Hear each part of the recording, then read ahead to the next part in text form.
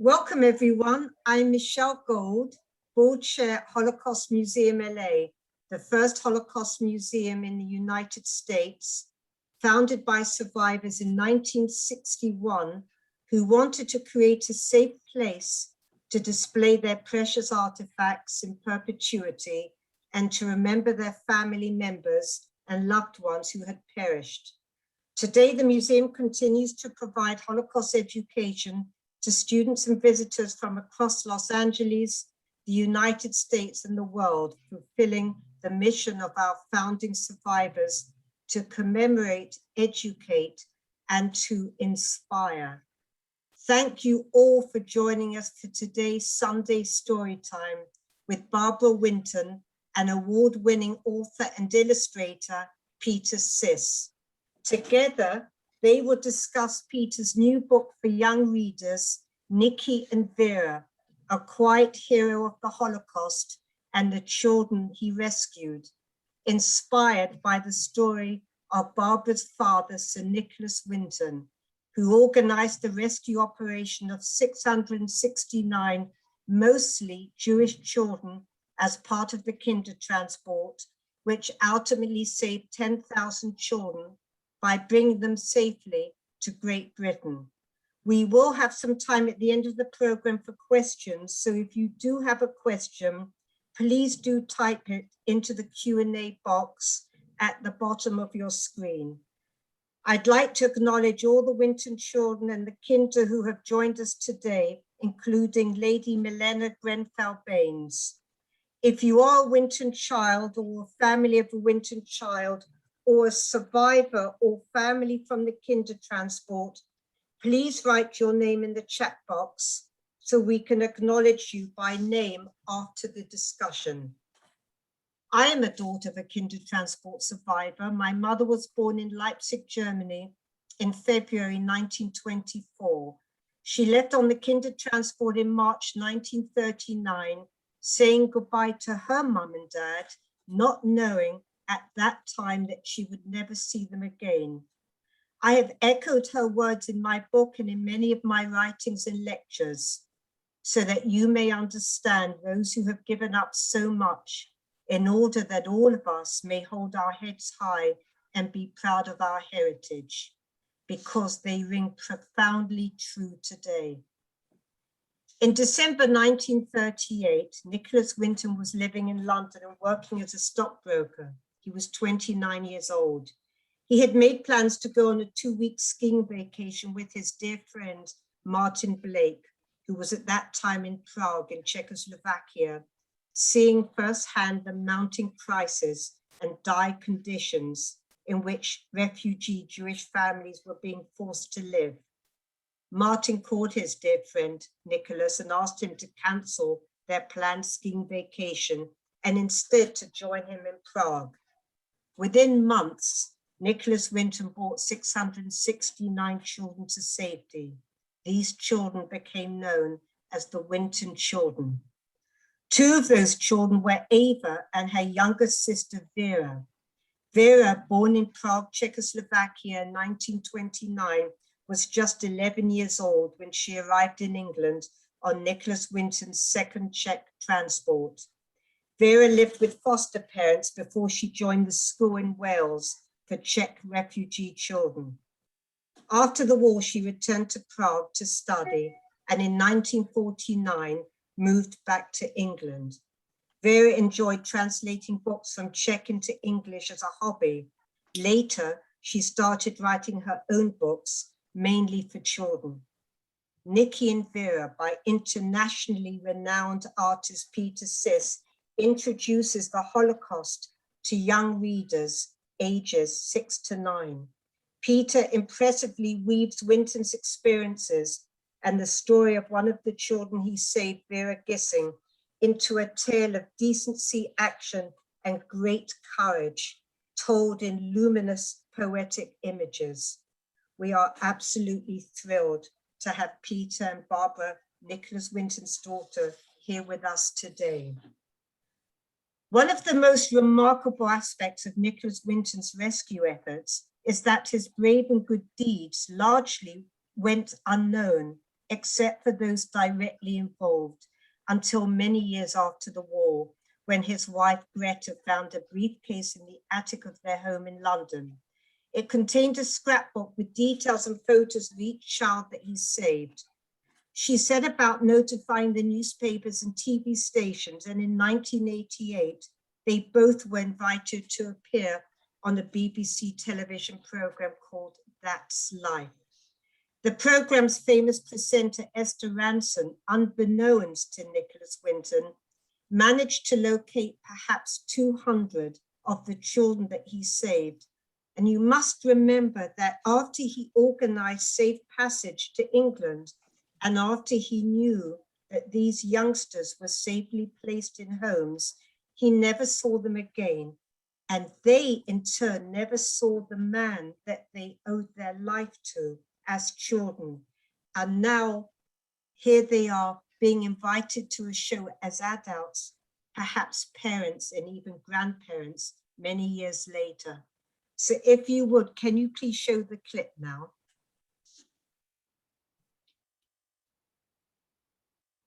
All the letters. But back here is the list of all the children. This is Vera Berwald, now Vera Gissing. We did find her name on his list. Vera Gissing is with us here tonight. Hello, Vera. And I should tell you that you are actually sitting next to Nicholas Winton. Hello. And it was just so wonderful, so terribly, terribly touching.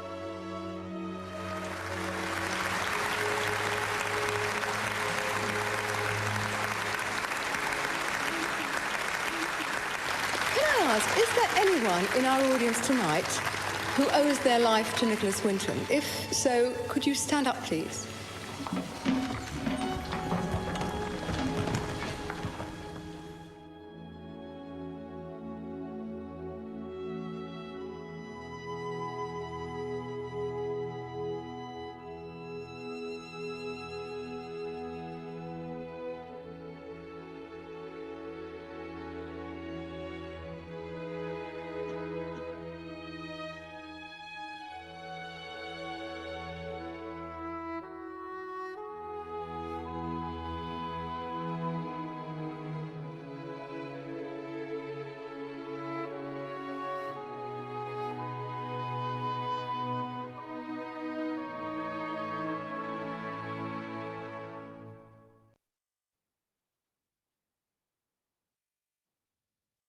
Thank you. I can never tire from watching this clip. It is now my pleasure to formally introduce Peter Sís. Peter Sís is the Czech-born author-illustrator of 3 Caldecott Honor books, including The Wall, which also won the Siebert Medal, a 7-time winner of the New York Times Book Review Best Illustrated Book of the Year. Peter has won the Boston Globe Horn Book Award 4 times. He is the first children's book illustrator to win the MacArthur Fellowship and has also won the Hans Christian Andersen Award. Peter, thank you so much for being with us today. Thank you very much for having me. I wish I was with you somewhere where you are, but we are all somewhere home and looking at a screen, and I'm really so honored to be showing this book and sharing this book with you, and especially with Barbara Winton, because she was one of the greatest inspirations. Her book she wrote, as was Matej Minac's film, Nicky's Children. And I did many, many books, but it's very rare that I would speak to people who actually appear in the book or who inspired me directly. So I feel a little humbled by that. Last week, I had a chance to speak to Esther Ranson, who we will talk about later. And the inspiration for this book was really that I was born in Prague. I walk on the same cobblestones as people for many, many years. And since I was a little boy, I knew many people who survived Second World War, and some of them in England. Some of them even might have mentioned they went on the train. But of course, until 1988, we had no idea that who was responsible and how did it all work. So there are lots of loose ends. I came to work on the film in Los Angeles in 1982. So I stayed in America since 1982. The news about Sir Nicholas Winton must have reached me like everybody else, trying to put bits and pieces together. I probably got the book about him in 2007. And it was the same time when I took my son, who was born in America, both my children being born in America. I took a trip with my son, who was like 15, to Prague to show him where I grew up, where I went to school, talked to the relatives. And in that time, I remember at school, they were dealing with the subject, who's the hero? And of course, he was 15 and he liked sports, and the heroes were people in sports and people in politics and people who were celebrities. And somehow, coming to Prague, we talked about all this, and by complete coincidence, we got into the building of National Museum in Prague.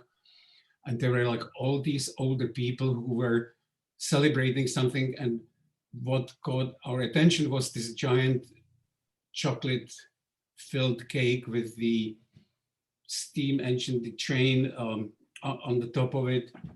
And it said 100. And we asked, and we were told this is the 100th birthday of Sir Nicholas Winton, and these are some of the children he saved, and they will be getting on the train in Prague the same day and go with this train to London and meet Nicholas Winton in the Liverpool Street station. And somehow we got interested, and we looked into the whole story, and still we didn't know any details.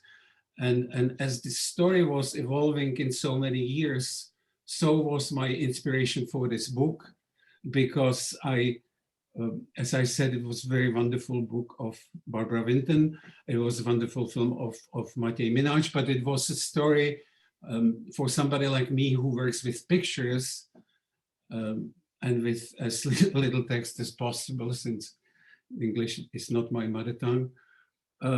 It was sort of difficult to just do the story about a man who doesn't speak for 50 years and who doesn't say very much.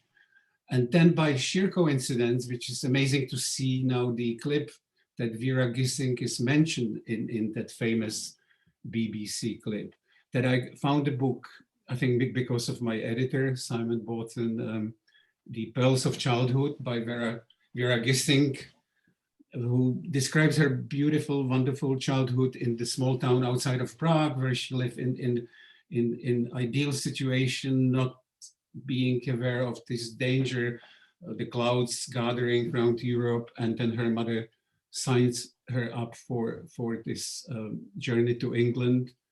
And the book all of a sudden was the way to describe the child which lives in that time in Czechoslovakia, as I imagine as it was before the war, when everybody was proud of the President Masaryk in Czechoslovakia, and even the people of Jewish origin were much more maybe Czechoslovakian.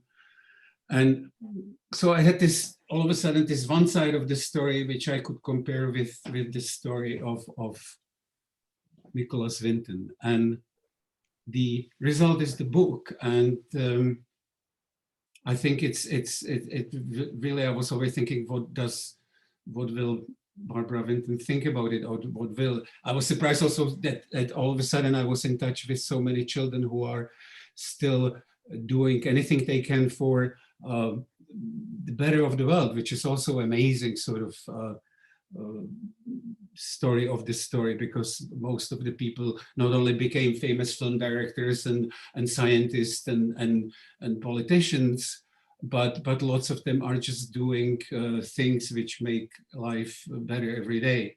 But I think I will leave all that to Barbara Winton, because I'm really no expert on this. I just did the best I could with my pictures. And now maybe we can look at a few samples from the book. So I would explain what I tried to do.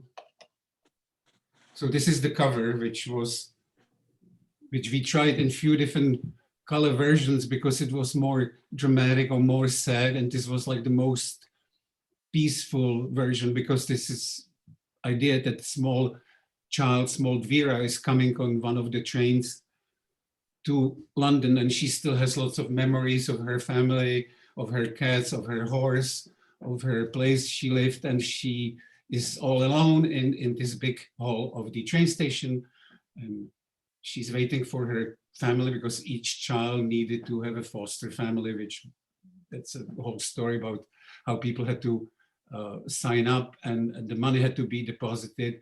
And so she, in her own story, is waiting for this wonderful little lady from Liverpool who's late. And she's the last child left in the train station before she meets her mother, Renford. So that was the idea for the cover. And then the same picture sort of repeats itself inside of the book. Next picture would be, yeah, this was difficult because I wanted to establish the color scheme or the life of Nicholas Winton, who in my reading was more reserved and person who would sort of process things in his own way. So I did his part of the story in sort of black and white drawings, and Vera's I wanted to have something which would be childlike but not really child's drawing. So there was a simplification of the small town she lives. There was a simplification of the city of Prague, where they go to visit time to time to go to synagogue, but they are not really religious family. And so this was sort of palette, and the pictures from the life of Vera are done in this sort of color scheme. And there are lots of historical details, like these are the refugees from Sudetenland when after Munich agreement, the Germans take over the border regions, and there are like German tanks on the top of the hill. But these are all things you can discover for yourself if you want to look into history, and you don't have to, because it also goes with the flow of the story. There's a little dinner of Vera with her family when the mother has to tell her husband that she signed up Vera for this trip to, I don't know how to call it, like, because the father thinks she's going just for a few weeks, for a few maybe months, and then maybe the danger from Germany will be over. That's what lots of people thought in Czechoslovakia, that this is not going to last, that they are independent country. And I even found some interview from Vera Gissing she did with University of Michigan, which was also part of the inspiration. When the interviewer asked her, like, when you came to live in England, did you consider yourself a survivor? And she says, I was 10 years old. I consider myself a little girl who was sent to England to learn English and to stay there till the problem blew over. And I was told, you'll be back within a year or so. And she also says there would have been no possibility of me surviving had I stayed behind, if my parents did not have the moral courage, to let us go. And it took an awful lot of just tremendous love and tremendous strength to let us go. So this is the story. Also, you see Nicholas Winton standing on the square in that Prague, sort of symbolic Prague, and he's holding the skis, because I like the idea that in the stories it's like that he went on the skiing trip, even he probably didn't take any skis, because by the time he was really going to Prague to see his friends. Thank you. This was just to show him how he, instead of we immediately got to work and made lists of children and got photographs and sign up for things. Again, I used the skis just to show how, for me, it was amazing, because he's a young Englishman who really has no connection to Prague. He comes to Prague, he sees the danger, he's able to think differently. So he says, I have to do something. There are other people who are trying to do things, but it takes forever. I can make it do efficiently.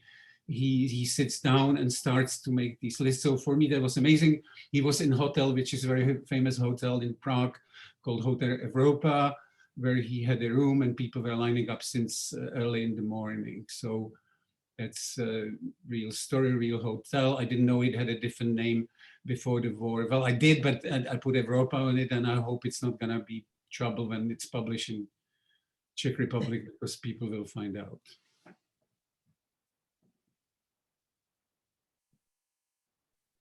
This is just the trip to, this is one of my favorite pictures. One of the trains going with Vera from Prague to London.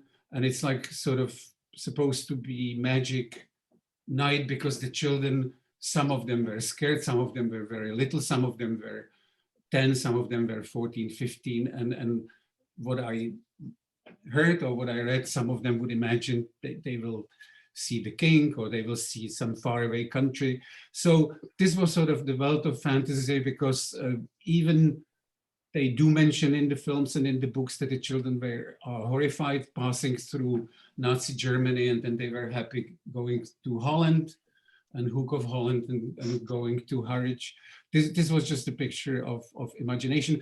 Funny thing was that I always draw Prague on the right side and London on the left side, since I was born in Prague. And the editor of the book, who by coincidence is from England, but he said it should go with the flow of the book, from Prague on the left side, they traveling to London on the right side. I just wasn't able to sort of switch it in my head. So this is how it is, because it's fantasy anyway. That's a different version of little Vera coming to the train station with the train. The person in distance, like on the cover, it could be Nicholas Winton, because it's just Nick and Vera, and I think in the book or in the film, it says that sometimes he would come and look from distance if things are working, but it was nothing else he could have done. He arranged everything he could arrange, so he wasn't involved in these transitions. So here she's looking, wondering what life will be like later on. And that was another discovery, how different children had different relationship with the families which adopted them or took them, gave them shelter in England. But that would be almost like material for another book. So this is Vera in Liverpool Street Station.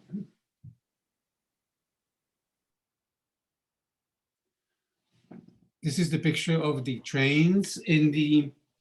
It was just interesting because I look at it today, and I had in the text in my sort of sketchbooks number of children on each train and the date. So I look at it just today, and I realized that second transport would be leaving tomorrow on the 19th of April, 1939, with 36 children. So the first transport, which was amazing, left on the 14th of March with 20 children. And that was the day when the German army marched into all of Czech and Moravian, of the Bremen and Mähren, and took over. And I have a picture of actually the German generals with Hitler in the same train station day after the 14th of March, so 15th of March. So the day before it left the first train. This shows how amazing this undertaking of Nicholas Winton and his friends was, because the trains were leaving from March till really the 1st of September 1939, when the Second World War started, and when the last train with 250 children didn't leave. I made a picture in the book of train being stopped, but I understand it probably never left. And children from the train, I think maybe just few children were found in living in Israel, and all the other children perished.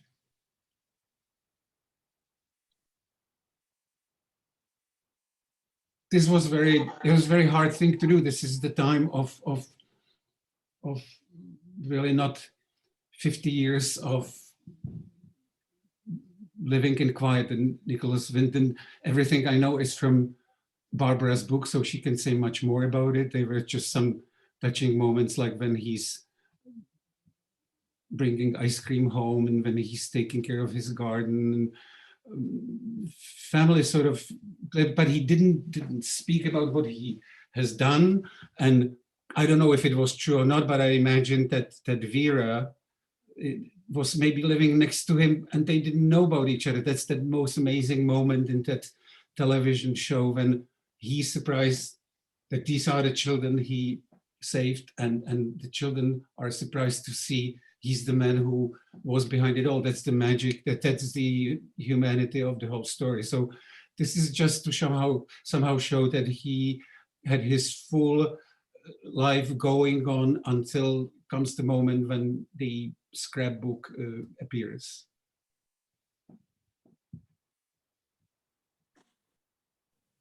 And this was an impossible task because this is the picture which you've seen on from BBC, which is so amazing. So I was trying to somehow put in the announcer, which I didn't know I will meet her. She's in the inside of the camera when she tells his sort of life story, and he sits there, and there are these people around him, and it's like spotlight on him. And this is the picture before they all stand up. And I think this is like the spotlight is the best moment when I can ask for spotlight on Barbara Winton, and thank you very much for sharing this with me. Peter, thank you very much. That was inspiring, and your artistry is just remarkable, and we thank you so much. Thank you very much. It is now my pleasure to introduce Barbara Winton, the daughter of Sir Nicholas Winton, to share more about her father's incredible story. And Barbara, it's such a privilege to have you join our programs, and on behalf of the museum, we thank you. It's always just a privilege to have you. So over to you now. Thank you for inviting me. It's really lovely to talk about this. It's an extraordinary book, and I think one of the things that impressed me most about it is when I heard the age of the children it was aimed at, which was 6 to 9 years old. I thought, my God, you know, what courage this man has to tell a Holocaust story to such young children. In this country, there's a lot of education about the Holocaust, and people like Milliner, people from the Kindertransport go around to schools and tell their story. But I think the youngest age that is told these stories is about 10 or 11. So I thought it was an extraordinary age to aim at. And I was really interested to see how Peter would tell this story in a way that younger children would find manageable. Because obviously, you know, we all understand that this is a tragedy, this story. It's not, you know, it's not a happy story, really. So how do you tell this story in a way that young children can accept and get something out of without being horrified? And I think, you know, the way that it's been produced shows that it is possible to tell these stories in a way that younger children can accept and get something positive out of without it being too traumatic. So I was going to explore a little bit the same picture that Peter ended on, because one of the things I found fascinating about the book was that there are very few words in the book, and yet the book is packed with information. And it's a real example of a picture's worth 1,000 words, because when you look around the outside of this picture that's shown now, yes, the main feature of it here is the television show, but all these little clips around the outside is my father's whole life. So, you know, I've written my father's biography in, I don't know, 300 pages, but he's done the same on 1 page, telling the whole story. And I thought that was fascinating because, you know, for many children, and their parents, they will look at the outside and they will just see a series of odd pictures. But actually, this is my father's whole life. And if you look at the picture just above the camera, there's a baby. And then there's a young boy. And then there's a young boy fencing, which is what my father learnt to do at school. And he, in his early 20s, learnt to fly. And he was very keen on cars. And he and his friend Stanley would tinker around with cars and mend them and repair them and drive them about. So all these things are all there for anybody who wants to explore a little bit more about my father's life. It's all there around the outside. And then it goes into the wartime with the Kindertransport. And then it goes further round into his wartime exploits and his post-war exploits working for the International Refugee Organization in Geneva. And later on, moving to Paris, where he worked for the International Bank, and he did work for the Marshall Plan, which was basically America lending money to the countries in Europe that needed to reconstruct. And that was where he met my mother. And they got married and they moved to a town just west of London called Maidenhead and went on with their family life. The ice cream motif that Peter's already mentioned was because my father's first job after he married and moved to Maidenhead with my mother was to be the finance director for an ice lolly company, not ice creams, but ice lollies, which was absolutely blimmin' fantastic for us as children, because when we grew up, there were always ice creams for us to eat. We had a deep freeze out in the by the back door, and it was full of ice lollies from this company. So, this representation of ice lollies is really significant to me and my family, because that was something, that was a wonderful part of our growing up. And then there's a picture, I guess, which is a representation of my mother finding the scrapbook, opening a box.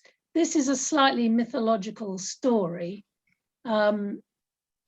We all did know the story of what my father had done, but it's probably true that the scrapbook and the information from that time was probably kept in the attic, though it was brought down from time to time when he talked about it to people. And it was really my father who instigated the idea of trying to find a home for the scrapbook rather than my mother. She obviously helped. And it was through him being introduced to a woman called Elizabeth Maxwell, who was a Holocaust historian, who happened to be the wife of Robert Maxwell, the newspaper publisher, who brought the story to light. And it was her who wrote to, she had this brilliant idea of writing to all the addresses in the back of the scrapbook who had been the foster families. And she obviously had a team of people that she could call on. So they wrote to all these 600 addresses just to see if anybody was still in those addresses that had any contact. And it was through that these people started arriving and became connected to Esther Rantzen for the TV program. And it's true from what Peter said that actually after my father and Vera met, they discovered that they lived about 4 or 5 miles apart and had done for many years. And so Vera became, over the years, a very close friend. She helped my father with all the work that developed to do with the Kindertransport, because people would write to him all the time, discovering that they had come through his and his fellow volunteers' work, and they wanted to come and meet him. And Vera did a lot of the early work in corresponding and keeping the correspondence and making that less of a big job for my father to do. So that's what this outside ring tells us about, and is fascinating that on one page he's managed to encompass that whole story. So I think one of the things that makes this story a fascinating story for children is that it's a story about children. I've done many talks over the years about my father and about the Kindertransport, and some of them I've done with the Kinder, so we've done them together. And I've always found it fascinating that actually, yes, the children are quite interested to hear me talk about my father. But what they really want to know about is what it was like to be a child. So they're very interested in the kind's story, because they can imagine, you know, they might have been 10, 11, 12. They might be talking to or listening to someone who was their age when they came to England. So they're immediately identifying with this person and their experience. And the other amazing thing about it is it allows them to put themselves in another child's position. I mean, we live in a world today where there are many refugees, many children living in a situation of being a refugee. And I think this story is a way of enabling children today to identify with that situation and imagining what it might be like to be in that situation. And hopefully it allows children to feel some empathy and sympathy for people who are in this position through no fault of their own. I mean, Vera, as Peter said, was living a quiet life, completely part of Czech society, hardly even recognizing that she was Jewish. And suddenly to find that she was being discriminated against and set aside and having to flee for her life for no reason that she could identify. And this is the same story that refugee children go through today. So hopefully it's an opportunity for children to learn to recognize that being a refugee is a quirk of fate and is not the fault of any of the refugees themselves. And I hope that's something they learn from this story. You know, some people are born to have lucky, safe, happy lives, and others seem to be born into these tragic situations. And I think the other thing the story tells you is that it's possible to do something about it. We live in a world where there are these huge problems, and it's very easy for all of us to sit and go, gosh, this is terrible, but I can't do anything about it. And the story of my father's involvement and all the other volunteers that my father represents, because obviously he didn't do this job on his own. He had a group of people who helped him and worked with him to make it possible. But their view was, this is something that needs to be done, and there is nobody doing it. Who is going to rescue these children? And my father was told that, yeah, just hang on, someone else will do it. And his view was, well, I don't think we've got time to wait for someone else to do it because they're not there now. And I think they need the help now. And the moral of the story really is that if you see something that needs doing, don't wait for somebody else to do it. You can do it, or you can try. The other thing about my father and the other man who was a very strong part of the story, Trevor Chadwick, who worked in Prague while my father worked in England finding homes and the money, was that they had these huge numbers on their list and they only managed to bring 669 children to safety. So when the Kindertransport came to an end because war was declared, they felt they'd failed. They had brought so few out of the ones they felt they needed to help. The end of the book shows all those children who were rescued and meeting my father. And because he lived to a ripe old age, he lived long enough to see the outcome of the work that he'd done. Trevor sadly died in the 70s, as did many of the other volunteers. So though they felt they had failed, my father lived long enough to see what he had achieved, what they had achieved, because he met those children, now adults, with their families, with their children and their grandchildren.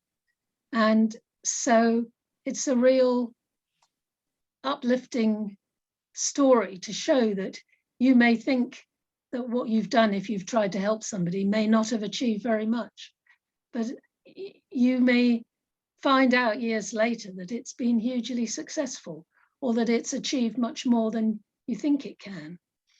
So I think it's a fantastic story for children to discover that if they feel strongly about something, they should have a go. That was my father's idea. You know, have a go. You never know what you might achieve. And I really hope this book will show children that inspiration, that here's someone who had a go, and look what he achieved, all these people years later who had had a great life and had survived thanks to that job that was done over 9 months. So that's what I want to say about it. So thanks, Peter. It's a lovely story. Well, Thank you, Barbara. thank you so much. You said it beautifully, and it just reminded me of what Esther Ranson mentioned. I think it's the end of the Matej Minaj film when your father is in the big hall in Prague with all the young people, and they somehow, to show him that they will try to do things so the world would be better, they lift their phones with the lights on it, which she also mentioned that your father didn't sound all that optimistic about the future of how people think about the future of the world, which and all of a sudden it's that moment when the young people do believe they can do something. And that was also discovery of you, because my continuation of looking at the children was of course discovery of Alfred Dubs and the initiative for the refugees coming. That's actually the inspiration for the last picture, standing on the shore. Again, if that wouldn't be for England, who let in the children under 17, but that also led to discovery of some of your speeches, and I have to pay my tribute because you are wonderful and wonderful speakers. So it was like a continuation of the whole story, which I, again, didn't have chance to join to this book. And I have to say, I appreciate what you said about, I didn't think about how it's going to fit the curriculum of the schools or children. I was really focused on your father and that moment, like if you can do something, like how many times in my life I might have passed things when I could have done something and I didn't do it. And why was it that he did it? But I think you're using also some, in your book, you talk about if you would walk past the river and somebody's drowning, he just would jump and save that person. And it just is amazing example of somebody who did make such a difference and wasn't then claiming some awards and all that. So that for my son then, he was the focus. He was the young person who can make the difference. Then of course came the whole question about the children and how still amazing it is, because then I discovered the book by Siebold called Austerlitz, and it's about this boy who doesn't, and that's a question about how many of the children which didn't get back to, like how many children then went on with their lives and how much it uprooted everybody. But that's yet another children. I then found out, I have a friend living in Los Angeles who went to art school with me, and all of a sudden she said, I had older sister who was 15 years old, and my mother signed her up in Prague for the transport, brought her to the train station, but then didn't have a heart to leave her on the train. So she walked her home again, and they both ended up in Theresienstadt and luckily survived the war. But, and some other girl maybe got on the train instead. But that reminds me that when the book was, I sent all my new books to Madeleine Albright, and she sent me card, and she said, thank you so much for sending me Nicky and Vera. It tells the most important story. I was at the birthday party and meeting Nicholas Winton, and a most modest hero. I have a special connection to the story because my cousin Dasha was on one of the trains. She came to England and stayed with us. The horror is that her parents, my aunt and uncle, decided not to send her younger sister, who ended up in Terezin and died. So that's just like putting things in yet another sort of connection. When once you think about children, their potential, it's just almost like another book. So thank you so much for putting it in context. And another story I remember from your book, which I'm still thinking, is it to do with men? And it's when your father goes to the meeting of his board with Mr. Vesely. Mr. Vesely is the Czech refugee, has accent like the Czechs do. And your father says, Mr. Vesely, how do you have this accent? He said, I came as a child on the train from, and your father says something, oh, and which train was it? And Mr. Vesely said, I don't know. And your father, I think, goes home and finds out which train Mr. Vesely was on. And he tells Mr. Vesely, you were on the train, I don't know, number 4, but Mr. Vesely doesn't say, how do you know? And then I think in the television show, he sees Mr. Vesely, he says, come on, sit with me. But they already know they have to sit these ladies around. I just love these wonderful stories in your book, which again would be so much more I could work with. So thank you so much for that. Oh, Peter, thank you. I cannot compete with your wonderful words to Barbara and to both of you. Thank you so much. And I echo everything you've said so profoundly. But for the sake of time, I think we have time from our listeners for one question each. And the first question I have is for Barbara. Before I give Barbara the question, we welcome Eva Paddock, née Fleshman, who is Melania Granville-Bain's sister, who is listening with us today. So thank you, Eva, and we welcome you. Barbara, a question for you is, what does it mean to you to have your father's story immortalized in Nicky and Vera? Is from one of our listeners. I think you answered it quite well, but if you could elaborate on it, please. Well, I think, as I've already said, you know, the idea of telling this story to such a young audience would fill me with terror, I think. But I think because it's such a different medium to tell a story mainly with pictures than with words. And somehow also, I think the style, Peter's style, which I'm ashamed to admit I've not seen his other books, but it's very gentle. It's a very gentle style. These pictures of Vera in her homeland, and even the picture of her on the front cover of her arriving in Liverpool Street, that could be a picture of torment and fear, but it's not somehow. It's kind of warm, and she's full of, as Peter says, she's full of those memories of her life. It's a very comforting way of telling what is really a tragic story.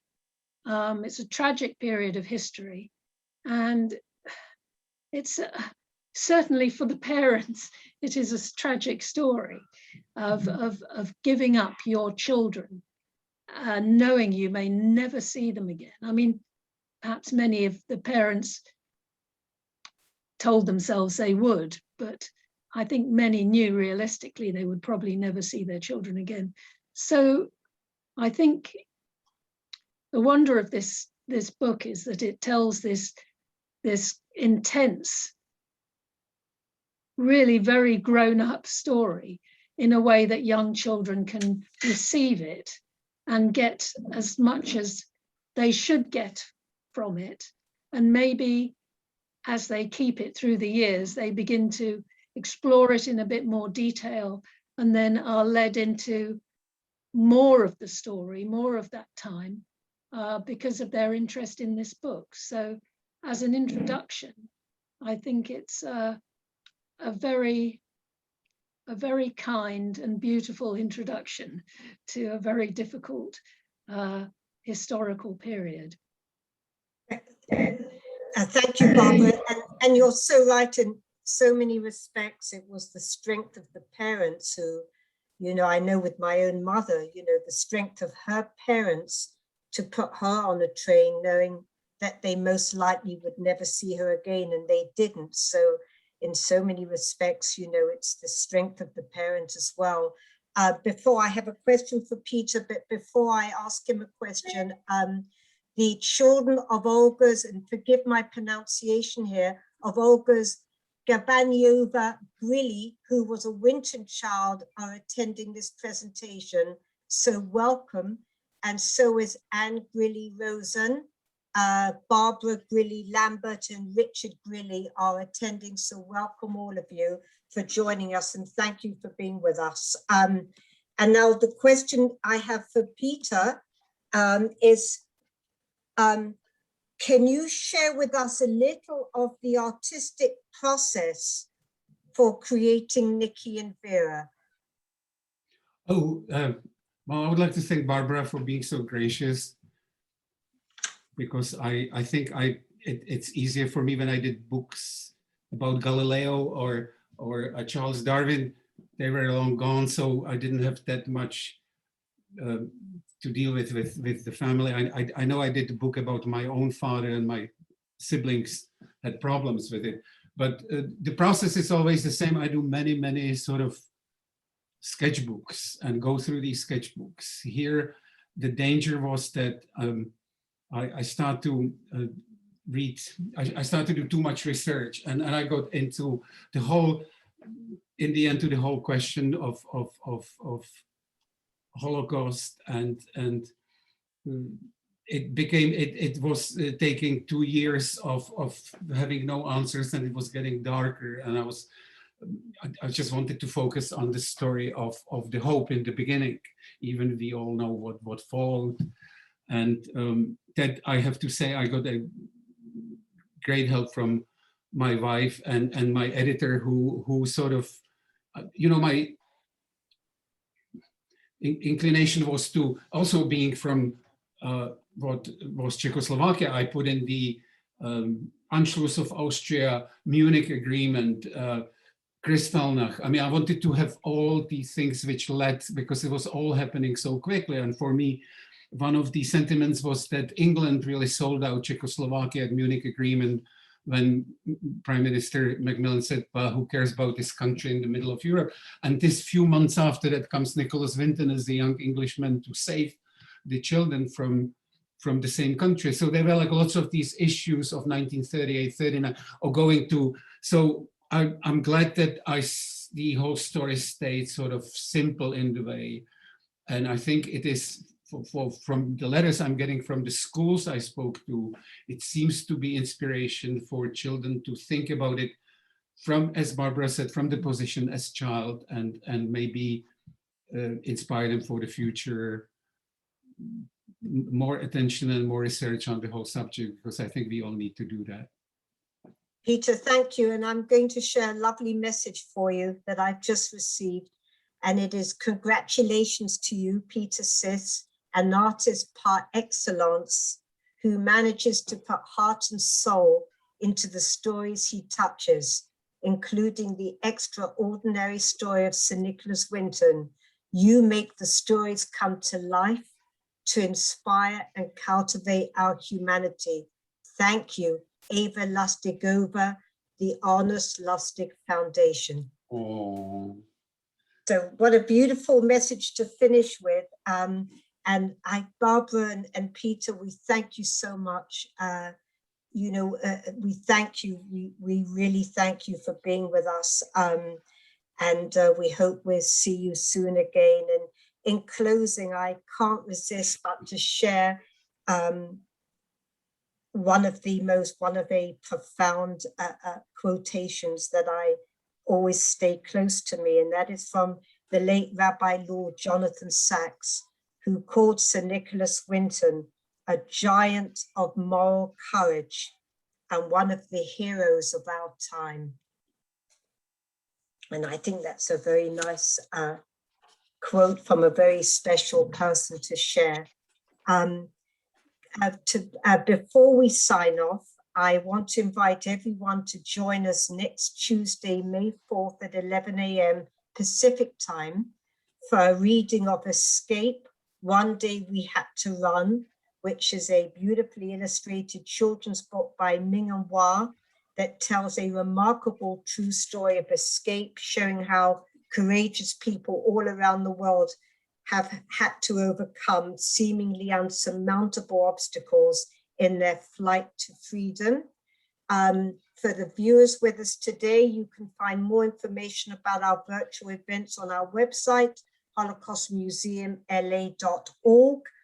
Holocaust Museum LA brings you programs like today at no charge. So if you're enjoying our programs, we ask that you can consider supporting our work by going to holocaustmuseumla.org to make a donation, or better still, by becoming a member. And for more information about membership and benefits, please visit us at holocaustmuseumla.org/membership. Thank you again, Barbara. Thank you again, Peter. And to all of you for joining us today. Take care and see you soon, we hope. A big thank you and goodbye. All the best. Thank you. Thank you so much. Bye. Bye. Goodbye.